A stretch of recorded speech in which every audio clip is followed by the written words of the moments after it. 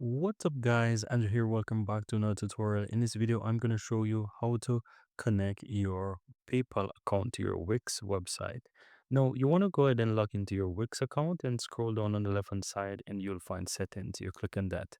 Now from here click on accept payments and you will have the option for PayPal as well. So you want to go ahead and click on connect to PayPal. As you can see right here, it gives you the instructions as well, and it's just about 3 steps. You enter your PayPal email address that you have associated with the PayPal ID.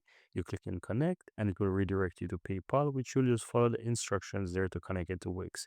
So you scroll on here, you enter your valid PayPal ID and it will give you the option to connect. So let's say mine is Drew little, for example, at gmail.com. Let's say that was it.